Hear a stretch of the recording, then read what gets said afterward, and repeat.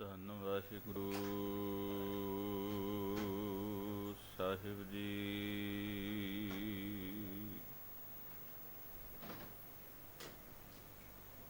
ਬਲਿਹਾਰੀ ਗੁਰ ਆਪਣੈ,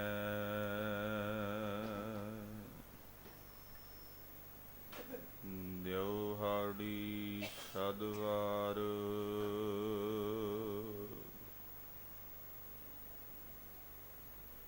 ਜਿਨ ਮਾਨਸ ਤੇ ਦੇਵਤੇ ਕੀਏ,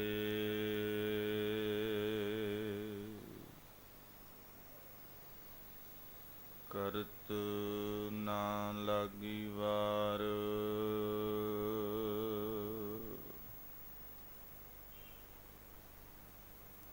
ਜੇ ਸੋ ਚੰਦਾ ਉਗਵੈ, ਸੂਰਜ ਚੜ੍ਹੈ ਹਜ਼ਾਰ। ਇਤੇ ਚਾਨਣ ਹੁੰਦਿਆਂ, ਗੁਰ ਬਿਨ ਘੋਰ ਅੰਧਾਰ।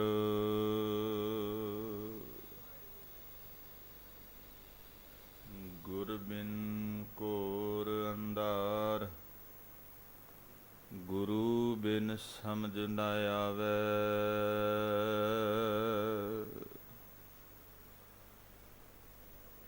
ਗੁਰ ਬਿਨ ਸੁਰਤ ਨ ਸਿਧ, ਗੁਰੂ ਬਿਨ ਮੁਕਤ ਨ ਪਾਵੈ।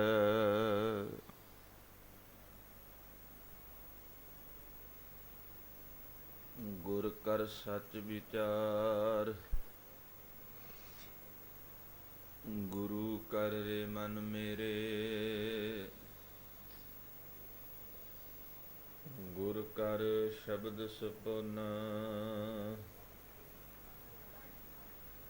ਅਘਨ ਕੱਟੈ ਸਭ ਤੇਰੇ।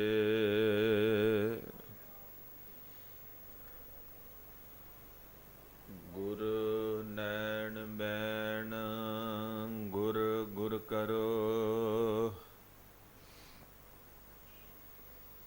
ਗੁਰੂ ਸਤ ਕਵ ਨ ਲਿਆ ਕਹੈ।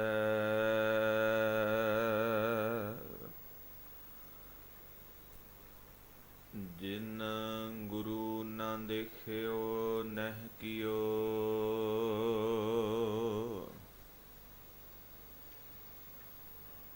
ਤੇ ਅਕਿਆਥ ਸੰਸਾਰ ਮਹਿ।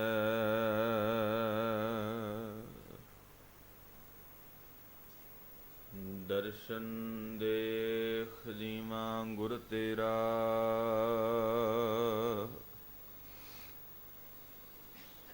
ਪੂਰਨ ਕਰਮ ਹੋਏ ਪ੍ਰਭ ਮੇਰਾ।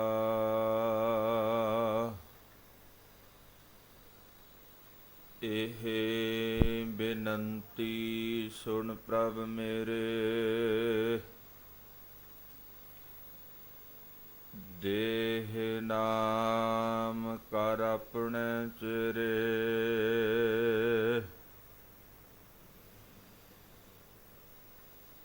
ਆਪਣੀ ਸ਼ਰਨ ਰਾਖ ਪ੍ਰਭ ਦਾਤੇ, ਗੁਰ ਪ੍ਰਸਾਦ ਕਿਨੈ ਬਿਰਲੇ ਜਾਤੇ। ਸੁਣੋ ਬਿਨੋ ਪ੍ਰਭ ਮੇਰੇ ਮੀਤਾ,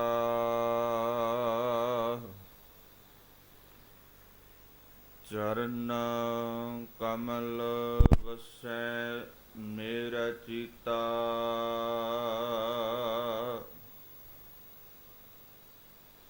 ਨਾਨਕ ਏਕ ਕਰੈ ਅਰਦਾਸ,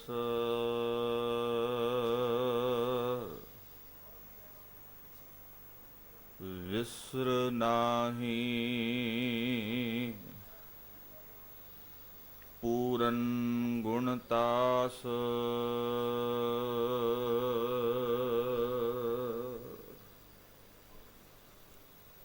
ਦਰਸ਼ਨ ਪਿਆਸੀ ਦਿਨ ਸਰਾਤ, ਚਿਤਵਾਉ ਆਨ ਦਿਨ ਨੀਤ।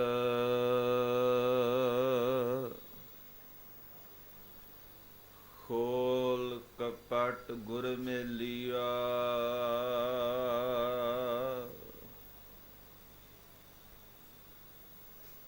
ਨਾਨਕ ਹਰ ਸੰਗ ਮੀਤ।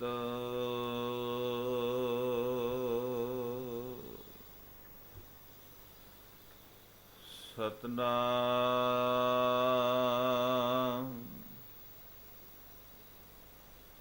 ਸ੍ਰੀ ਵਾਹਿਗੁਰੂ ਸਾਹਿਬ ਜੀ।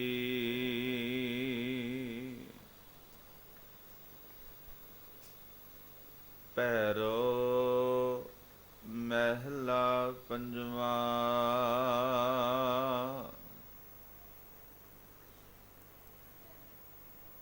ਨਾਮ ਲੈਤ ਮਨ ਪ੍ਰਗਟ ਭਇਆ,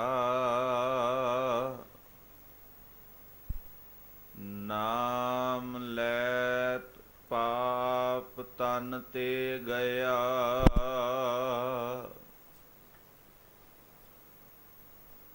ਨਾਮ ਲੈਤ ਸਗਲ ਪੁਰਬਾਇਆ,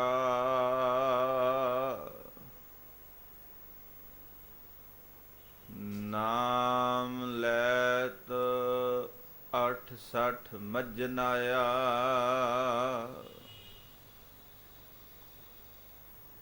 ਨਾਮ ਲੈਤ ਮਨ ਪ੍ਰਗਟ ਭਇਆ,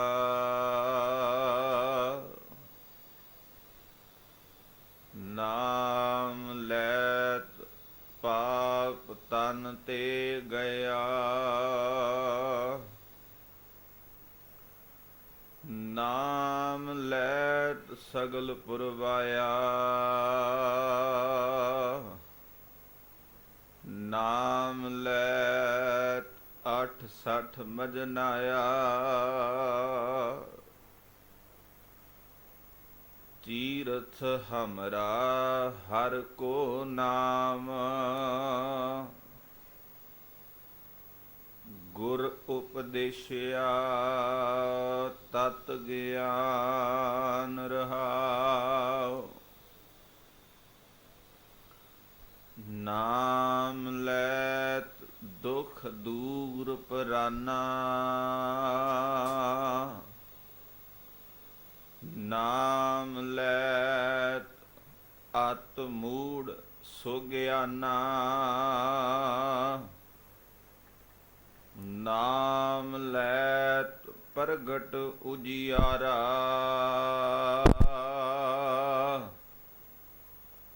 ਨਾਮ ਲੈਤ ਛੁੱਟੇ ਜੰਜਾਰਾ।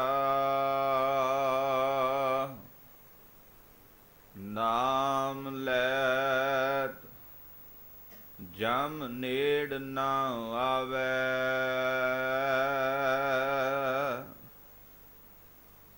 ਨਾਮ ਲੈਤ ਦਰਗਾਹ ਸੁਖ ਪਾਵੇ। ਨਾਮ ਲੈਤ ਪ੍ਰਭ ਕਹੈ ਸ਼ਾਬਾਸ਼, ਨਾਮ ਹਮਾਰੀ ਸਾਚੀ ਰਾਸ। ਗੁਰ ਉਪਦੇਸ਼ ਕਹਿਓ ਇਹ ਸਾਰ, ਹਾਰ ਕੀਰਤ ਮਨ ਨਾਮ ਆਧਾਰ।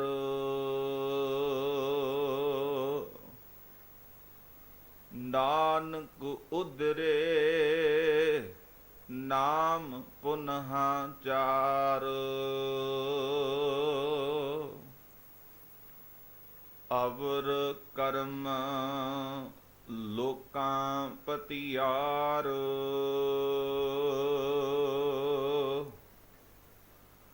ਗੁਰ ਉਪਦੇਸ਼ ਕਹਿਓ ਇਹ ਸਾਰ, ਹਾਰ ਕੀਰਤ ਮਨ ਨਾਮ ਆਧਾਰ, ਨਾਨਕ ਉਦਰੇ ਨਾਮ ਪੁਨਹ ਚਾਰ, ਅਵਰ ਕਰਮ ਲੋਕਾਂ ਪਤਿਆਰ।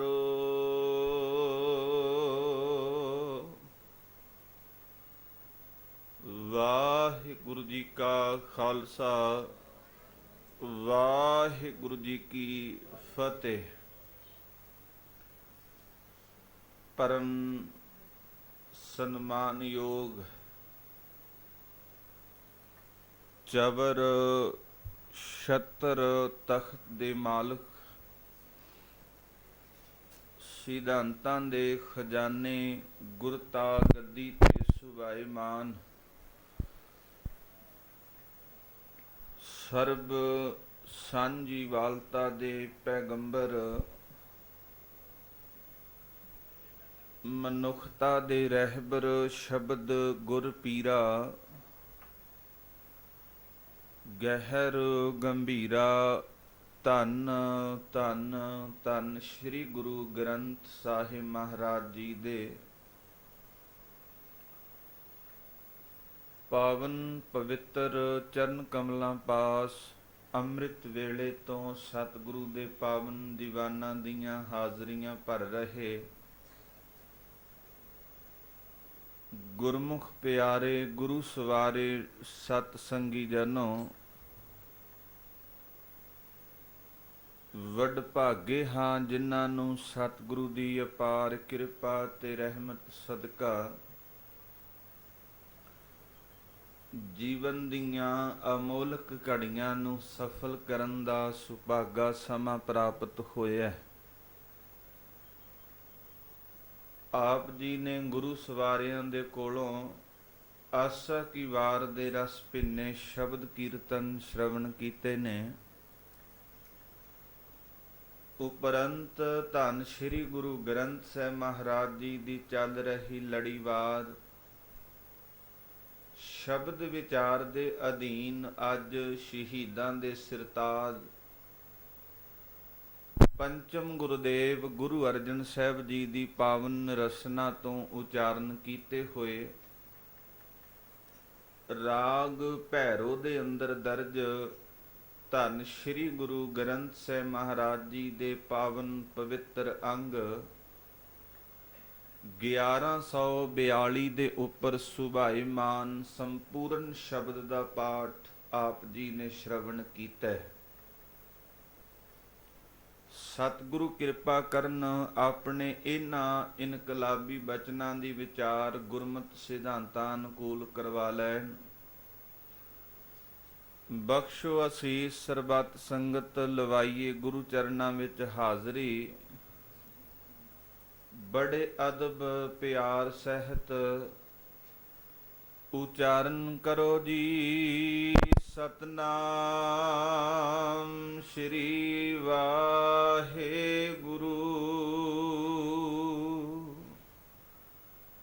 ਸਤਨਾਮ ਸ਼੍ਰੀ ਵਾਹਿਗੁਰੂ।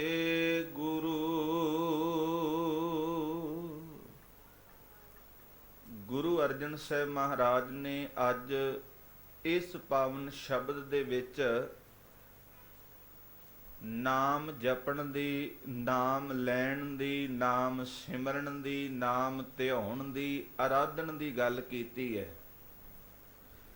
ਤੇ ਲਗਭਗ ਇਸ ਸ਼ਬਦ ਦੇ ਵਿੱਚ 15 ਵਾਰ ਨਾਮ ਸ਼ਬਦ ਸਤਿਗੁਰੂ ਨੇ ਦਰਜ ਕੀਤਾ ਹੈ ਵੀ ਨਾਮ ਲੈ ਕੇ ਦੁੱਖ ਵੀ ਦੂਰ ਹੋ ਜਾਣਗੇ, ਨਾਮ ਲੈਣ ਦੇ ਨਾਲ ਰੋਗ ਵੀ ਸਾਰੇ ਖਤਮ ਹੋ ਜਾਣਗੇ, ਨਾਮ ਲੈਣ ਦੇ ਨਾਲ ਰੱਬੀ ਦਰਗਾਹ ਦੇ ਵਿੱਚ ਮਾਣ ਸਨਮਾਨ ਵੀ ਮਿਲੇਗਾ, ਨਾਮ ਲੈਣ ਦੇ ਨਾਲ ਸਿਰੇ ਦੇ ਮੂਰਖ ਗਿਆਨੀ ਹੋ ਜਾਣਗੇ, ਨਾਮ ਲੈਣ ਦੇ ਨਾਲ ਅਗਿਆਨਤਾ ਦਾ ਹਨੇਰਾ ਦੂਰ ਹੋ ਕੇ ਅੰਦਰ ਪ੍ਰਕਾਸ਼ ਹੋ ਜਾਵੇਗਾ। ਸਤਿਗੁਰੂ ਕਿਰਪਾ ਕਰਦੇ ਵੀ ਨਾਮ ਲੈਣ ਦੇ ਨਾਲ ਪ੍ਰਭੂ ਵੀ ਸ਼ਾਬਾਸ਼ ਦੇਵੇਗਾ। ਔਰ ਜਿਹੜੇ ਨਾਮ ਜਪਣ ਉਹਨਾਂ ਨੂੰ ਪਤਾ ਲੱਗ ਜਾਂਦਾ ਹੈ ਵੀ ਕੇਵਲ ਸੱਚੀ ਰਾਸ ਤੇ ਰਸਤੇ ਦੀ ਪੂੰਜੀ ਪ੍ਰਮਾਤਮਾ ਦਾ ਨਾਮ ਹੀ ਹੈ ਜਿਹੜਾ ਜਿੰਦ ਦੇ ਨਾਲ ਨਿਭਣਾ ਹੈ। ਇਸ ਕਰਕੇ ਅਕਾਲ ਪੁਰਖ ਪਰਮਾਤਮਾ ਨੇ ਜਦੋਂ ਸ੍ਰਿਸ਼ਟੀ ਨੂੰ ਸਾਜਿਆ, ਕਾਦਰ ਨੇ ਕੁਦਰਤ ਨੂੰ ਬਣਾਇਆ, ਉਹਨੇ ਜਿੰਨੀਆਂ ਵੀ ਬੇਅੰਤ ਵਸਤੂਆਂ, ਚੀਜ਼ਾਂ, ਬਨਸਪਤੀ, ਜੀਵ ਜੰਤੂ ਪੈਦਾ ਕੀਤੇ ਤੇ ਇਹਨਾਂ ਦੀ ਪਛਾਣ ਦੇ ਵਾਸਤੇ ਬੰਦੇ ਨੇ ਇਹਨਾਂ ਦੇ ਨਾਮ ਵੱਖੋ ਵੱਖਰੇ ਰੱਖ ਲਏ। ਪੌਦਿਆਂ ਦੇ ਨਾਮ ਰੱਖ ਲਏ, ਰੁੱਤਾਂ ਦੇ ਨਾਮ ਅਲੱਗ-ਅਲੱਗ ਰੱਖ ਲਏ ਗਏ, ਔਰ ਯੁੱਗਾਂ ਦੇ ਨਾਮ ਅਕਾਲ ਪੁਰਖ ਪਰਮਾਤਮਾ ਦੇ ਸਮੇਂ ਨੂੰ ਵੀ ਵੰਡਿਆ ਗਿਆ। ਤੇ ਸਮੇਂ ਨੂੰ ਪਹਿਲਾਂ ਯੁੱਗਾਂ ਦੇ ਅਧੀਨ, ਫਿਰ ਸਦੀਆਂ, ਫਿਰ ਸਾਲਾਂ, ਫਿਰ ਮਹੀਨਿਆਂ, ਫਿਰ ਦਿਨਾਂ, ਕਿਵੇਂ ਘੰਟਿਆਂ, ਮਿੰਟਾਂ, ਸਕਿੰਟਾਂ, ਪਹਿਰਾਂ, ਚਸਿਆਂ ਦੇ ਵਿੱਚ ਵੰਡਿਆ ਗਿਆ। ਔਰ ਜਦੋਂ ਅਸੀਂ ਅਜੋਕੇ ਸਮੇਂ ਦੇ ਵਿੱਚ ਮੰਨ ਲਓ ਕਿ ਜ਼ਿੰਦਗੀ ਜਿਉਂ ਰਹੇ ਹਾਂ, ਨਾਮ ਤੇ ਬੰਦੇ ਨੇ ਆਪਣੀ ਸਹੂਲਤ ਦੇ ਵਾਸਤੇ ਹਰ ਇੱਕ ਵਸਤੂ ਦਾ ਰੱਖਿਆ ਹੈ, ਹਰ ਇੱਕ ਪਦਾਰਥ ਦਾ ਨਾਮ ਰੱਖਿਆ, ਔਰ ਅੱਖਰਾਂ ਦੀ ਲੋੜ ਹੈ ਨਾਮ ਲੈਣ ਵਾਸਤੇ। ਪਰ ਜੇ ਕੋਈ ਬੰਦਾ ਇਹ ਪ੍ਰਣ ਕਰ ਲਵੇ ਵੀ ਮੈਂ ਮੋਨੀ ਆ ਤੇ ਮੈਂ ਬੋਲਦਾ ਨਹੀਂ, ਉਹ ਭਾਵੇਂ ਜ਼ੁਬਾਨ ਤੋਂ ਤੇ ਮੋਨੀ ਹੋ ਸਕਦਾ ਪਰ ਬੋਲਦਾ ਨਹੀਂ। ਕਈ ਵਾਰੀ ਮੈਂ ਇਦਾਂ ਦੇ ਮੋਨੀ ਵੀ ਦੇਖੇ ਜਿਹੜੇ ਆਪਣੀ ਹੱਥ ਤੇ ਕਲਮ ਦੇ ਨਾਲ ਲਿਖ ਕੇ ਸ਼ਬਦ ਦੇ ਦਿੰਦੇ ਨੇ ਵੀ ਮੈਨੂੰ ਆਹ ਚੀਜ਼ ਦੀ ਲੋੜ ਹੈ, ਆਹ ਲੋੜ ਮੇਰੀ ਪੂਰੀ ਕੀਤੀ ਜਾਏ।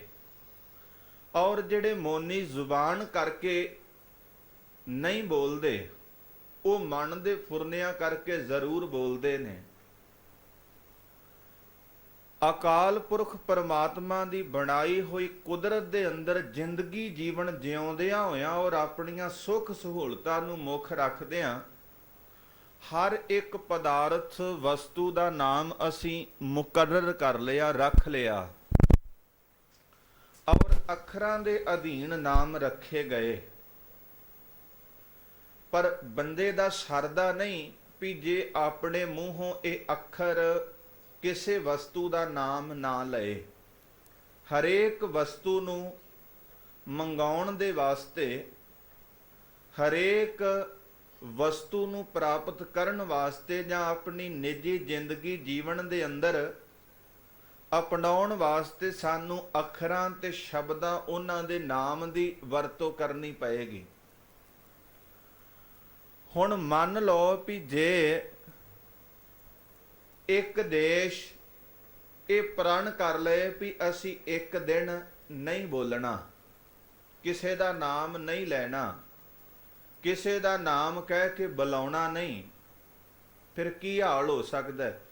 ਇੱਕੋ ਦਿਨ ਦੇ ਵਿੱਚ ਪੂਰੇ ਵਰਲਡ ਦੀ ਬੁਰੀ ਹਾਲਤ ਹੋ ਜਾਵੇਗੀ ਜੇ ਸਮੁੱਚੇ ਜੀਵ ਨਾ ਬੋਲਣ ਤੇ ਨਾ ਕਿਸੇ ਨੂੰ ਬੁਲਾਉਣ। ਇਸ ਕਰਕੇ ਇਹ ਬੰਦੇ ਨੇ ਰੱਬ ਦੀ ਕਿਰਤ ਨੂੰ ਦੇਖਿਆ, ਉਹਦੇ ਕੰਮਾਂ ਨੂੰ ਦੇਖਿਆ, ਤੇ ਬੰਦੇ ਨੇ ਰੱਬ ਦੇ ਨਾਮ ਵੀ ਜਿਹੜੇ ਵੱਖੋ ਵੱਖਰੇ ਬਣਾ ਦਿੱਤੇ, ਅਲੱਗ-ਅਲੱਗ ਬਣਾ ਦਿੱਤੇ। ਇਸੇ ਕਰਕੇ ਹਜ਼ੂਰ ਨੇ ਆਖਿਆ ਵੀ ਕੀਰਤਮ ਨਾਮ ਕਥੇ ਤੇਰੇ ਜਿਹਬਾ, ਸਤ ਨਾਮ ਤੇਰਾ ਪਰਾ ਪੁਰਬਲਾ। ਕਹਿੰਦੇ ਵੀ ਤੇਰੀ ਕਿਰਤ ਨੂੰ ਦੇਖ ਦੇਖ ਕੇ ਲੋਕਾਂ ਨੇ ਤੇਰੇ ਨਾਮ ਵੱਖੋ ਵੱਖਰੇ ਰੱਖ ਦਿੱਤੇ, ਪਰ ਜਿਹੜਾ ਸਤ ਨਾਮ ਹੈ ਇਹ ਤੇਰਾ ਪਰਾ ਪੁਰਬਲਾ, ਮੁੱਢ ਤੋਂ ਪਹਿਲਾ ਨਾਮ ਤੇਰਾ ਸਤ ਨਾਮ ਹੈ। ਹਜ਼ੂਰ ਬਖਸ਼ਿਸ਼ ਕਰਦੇ ਵੀ ਨਾਮ ਕੇ ਧਾਰੇ ਸਗਲੇ ਜੰਤ, ਨਾਮ ਕੇ ਧਾਰੇ ਖੰਡ ਬ੍ਰਹਮੰਡ। ਤੇ ਸਤਿਗੁਰੂ ਕਿਰਪਾ ਕਰਦੇ ਨੇ ਵੀ ਨਾਮ ਦੇ ਆਸਰੇ ਹੀ ਨੇ ਸਾਰੇ ਜੀਵ ਜੰਤੂ। ਨਾਮ ਕੇ ਧਾਰੇ ਸਗਲੇ ਜੰਤ, ਨਾਮ ਕੇ ਧਾਰੇ ਖੰਡ ਬ੍ਰਹਮੰਡ। ਖੰਡ ਬ੍ਰਹਮੰਡ ਵੀ ਪਰਮਾਤਮਾ ਦੇ ਨਾਮ ਦੇ ਆਸਰੇ ਨੇ, ਪਰ ਅਸੀਂ ਕੀਤਾ ਕੀ ਹੈ, ਜਦੋਂ ਪਰਮਾਤਮਾ ਦੇ ਨਾਮ ਨੂੰ ਜਪਣ ਦੀ ਗੱਲ ਆਈ ਤੇ ਅਸੀਂ ਗਿਣਤੀਆਂ ਮਿਣਤੀਆਂ ਕਰਨ ਲੱਗ ਪਏ, ਔਰ ਅੱਜ ਹੋ ਰਹੀਆਂ ਨੇ। ਅਖੰਡ ਪਾਠ ਸਾਹਿਬ ਵੀ ਜੇਕਰ ਕਰਵਾਏ ਜਾ ਰਹੇ ਨੇ ਤੇ ਉਹ ਗਿਣਤੀਆਂ ਮਿਣਤੀਆਂ ਦੇ ਕਰਵਾਏ ਜਾ ਰਹੇ ਨੇ, ਵੀ ਜਾਂ ਅਸੀਂ ਕੋਤਰੀ ਚਲਾਉਣੀ ਹੈ, 101 ਪਾਠ ਰਖਾਉਣਾ ਹੈ, ਜਾਂ 51 ਰਖਾਉਣੇ ਨੇ, ਜਾਂ 21 ਰਖਾਉਣੇ ਨੇ, ਜਾਂ 31 ਰਖਾਉਣੇ ਨੇ, ਇਸ ਤਰੀਕੇ ਦੇ ਨਾਲ। ਔਰ ਜਦੋਂ ਰੱਬ ਦੇ ਨਾਮ ਨੂੰ ਜਪਣ ਦੀ ਗੱਲ ਆਈ ਤੇ ਬੰਦੇ ਨੇ ਮਾਲਾ ਹੱਥ ਵਿੱਚ ਫੜ ਲਈ,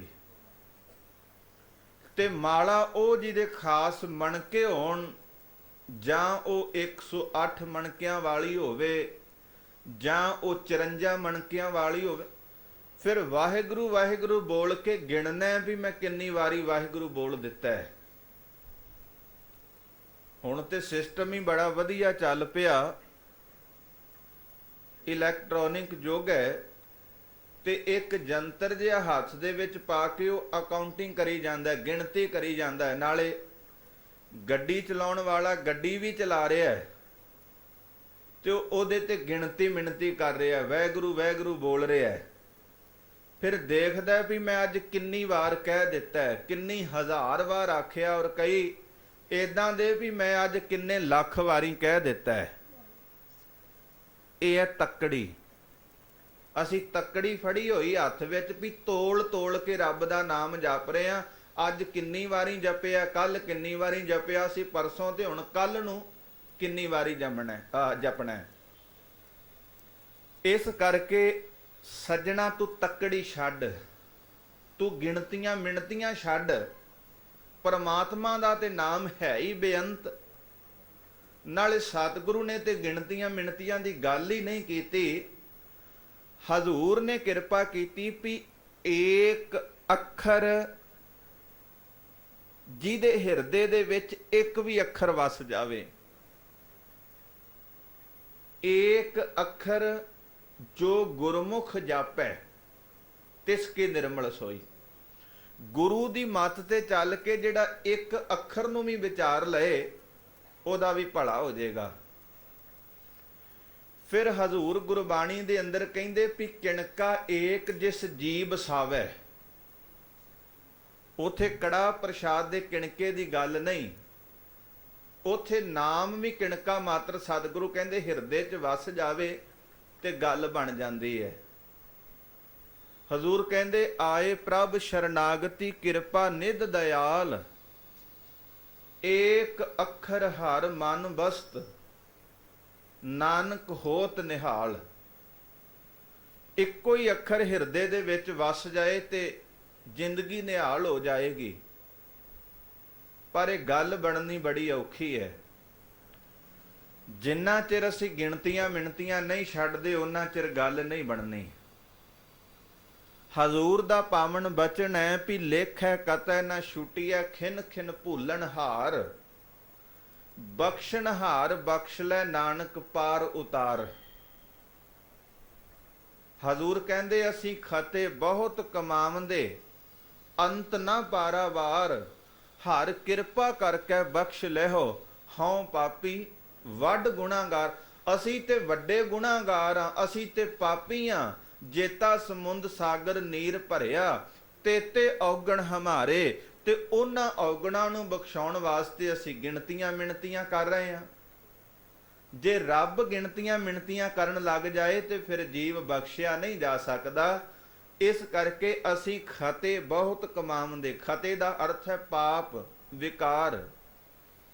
ਅਸੀਂ ਖਤੇ ਬਹੁਤ ਕਮਾਉਂਦੇ, ਅੰਤ ਨਾ ਪਾਰਾਵਾਰ, ਜਿਨ੍ਹਾਂ ਦਾ ਕੋਈ ਪਤਾ ਹੀ ਨਹੀਂ, ਪਾਰਾਵਾਰ ਹੀ ਨਹੀਂ।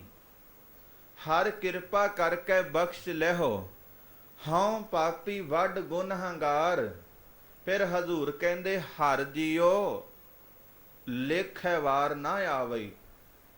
ਲੇਖੈ ਵਾਰ ਆ ਜਿਹੜਾ ਅਸੀਂ ਲੇਖਾ ਜੋਖਾ ਕਰ ਰਹੇ ਆ ਨਾ, ਵੀ ਕਿੰਨੀ ਵਾਰੀ ਅੱਜ ਵਾਹਿਗੁਰੂ ਕਹਿ ਦਿੱਤਾ ਹੈ, ਕਿੰਨੀ ਵਾਰੀ ਨਾਮ ਜਪਿਆ ਗਿਆ ਹੈ, ਔਰ ਗਿਣਤੀਆਂ ਮਿਣਤੀਆਂ ਹੋ ਰਹੀਆਂ ਨੇ ਅੱਜ। ਔਰ ਸਾਡੇ ਸਾਧ ਬਾਬੇ ਵੀ ਗਿਣਤੀਆਂ ਮਿਣਤੀਆਂ ਦੇ ਦੁਆਰਾ ਨਾਮ ਜਪਾ ਰਹੇ ਨੇ। ਹਜ਼ੂਰ ਕਹਿੰਦੇ ਲੇਖੈ ਕਤੈ ਨਾ ਛੁੱਟੀਐ, ਲੇਖਿਆਂ ਜੋਖਿਆਂ ਦੇ ਨਾਲ ਨਹੀਂ ਛੁੱਟਿਆ ਜਾ ਸਕਦਾ, ਲੇਖਿਆਂ ਜੋਖਿਆਂ ਨਾਲ ਭਲਾ ਨਹੀਂ ਹੋ ਸਕਦਾ। ਅੱਜ ਬੰਦੇ ਨੇ ਤੱਕੜੀ ਫੜੀ ਹੋਈ ਹੈ ਹੱਥ ਵਿੱਚ, ਤੱਕੜੀ, ਔਰ ਮਿਣ ਮਿਣ ਕੇ ਤੋਲ ਤੋਲ ਕੇ ਰੱਬ ਦਾ ਨਾਮ ਜਪਿਆ ਜਾ ਰਿਹਾ ਹੈ। ਸਤਿਗੁਰੂ ਕਹਿੰਦੇ ਸੱਜਣਾ, ਤੱਕੜੀ ਛੱਡ ਤੇ ਮਾਲਕ ਨੂੰ ਗਲਵੱਕੜੀ ਪਾ ਲੈ। ਉਹ ਗਲਵੱਕੜੀ ਦੇ ਨਾਲ ਮਿਲਣ ਵਾਲਾ, ਤੱਕੜੀ ਦੇ ਨਾਲ ਨਹੀਂ। ਇਸ ਕਰਕੇ ਲੇਖੈ ਕਤੈ ਨਾ ਛੂਟੀਐ, ਖਿਨ ਖਿਨ ਭੂਲਨ ਹਾਰ, ਬਖਸ਼ਣ ਹਾਰ ਬਖਸ਼ ਲੈ ਨਾਨਕ ਪਾਰ ਉਤਾਰ। ਜਿੱਥੇ ਅਸੀਂ ਕਹਿੰਦੇ ਹਾਂ ਵੀ ਸਾਡਾ ਸਤਿਗੁਰੂ ਸਮੁੰਦਰ ਹੈ ਗੁਣਾ ਕਰਕੇ, ਉਤੇ ਸਤਿਗੁਰੂ ਕਹਿੰਦੇ ਭਲਿਆ ਤੂੰ ਵੀ ਸਮੁੰਦਰ ਨਾਲੋਂ ਘੱਟ ਨਹੀਂ ਅਵਗੁਣਾ ਕਰਕੇ। ਜੇਤਾ ਸਮੁੰਦ ਸਾਗਰ ਨੀਰ ਭਰਿਆ, ਜਿੱਥੇ ਸਤਿਗੁਰੂ ਨੂੰ ਹਜ਼ੂਰ ਨੇ ਗੁਰਬਾਣੀ ਚ ਸਮੁੰਦਰ ਆਖਿਆ, ਉੱਥੇ ਜੀਵ ਵੀ ਅਵਗੁਣਾ ਕਰਕੇ ਸਮੁੰਦਰ ਹੈ ਔਰ ਅਥਾ ਅਵਗਣ ਨੇ। ਜੇਤਾ ਸਮੁੰਦ ਸਾਗਰ ਨੀਰ ਭਰਿਆ, ਤੇ ਔਗਣ ਹਮਾਰੇ, ਦਇਆ ਕਰੋ ਕਿਛ ਮਿਹਰ ਉਪਾਵੋ, ਡੁੱਬਦੇ ਪੱਥਰ ਤਾਰੇ। ਤੂੰ ਮਾਲਕਾ ਦਇਆ ਕਰੇ ਤੇ ਤੂੰ ਡੁੱਬਦੇ ਹੋਏ ਪੱਥਰਾਂ ਨੂੰ, ਭਾਵ ਕਿ ਕਠੋਰ ਹਿਰਦਿਆਂ ਨੂੰ, ਪੱਥਰ ਦਿਲਾਂ ਨੂੰ ਵੀ ਮੋਮ ਬਣਾ ਕੇ ਤੂੰ ਪਾਰ ਲਾਉਣ ਵਾਲਾ ਹੈ। ਇਸ ਕਰਕੇ ਹਜ਼ੂਰ ਨੇ ਅੱਜ ਬਖਸ਼ਿਸ਼ ਕੀਤੀ ਹੈ ਇਸ ਪਾਵਨ ਬਚਨ ਦੇ ਅੰਦਰ। ਕਹਿੰਦੇ ਵੀ ਨਾਮ ਲੈਤ ਮਨ ਪ੍ਰਗਟ ਭਇਆ, ਨਾਮ ਲੈਤ ਪਾਪ ਤਨ ਤੇ ਗਿਆ। ਇਹ ਨਾਮ ਸਿਮਰਨ ਦੀ ਮਹਿਮਾ ਹੈ, ਇਹ ਨਾਮ ਜਪਣ ਦੀ ਵਡਿਆਈ ਹੈ। ਨਾਮ ਲੈਣ ਦੇ ਨਾਲ ਮਨ ਪ੍ਰਗਟ ਭਇਆ, ਅੰਦਰ ਹਨੇਰਾ ਅਗਿਆਨਤਾ ਦਾ, ਵਹਿਮਾਂ ਦਾ, ਭਰਮਾਂ ਦਾ, ਪਖੰਡਾਂ ਦਾ। ਪਰ ਜਦੋਂ ਇਹ ਨਾਮ ਦੀ ਬਦੌਲਤ ਅੰਦਰੋਂ ਹਨੇਰਾ ਖਤਮ ਹੋ ਜਾਂਦਾ ਹੈ, ਫਿਰ ਮਨ ਪ੍ਰਗਟ ਭਇਆ।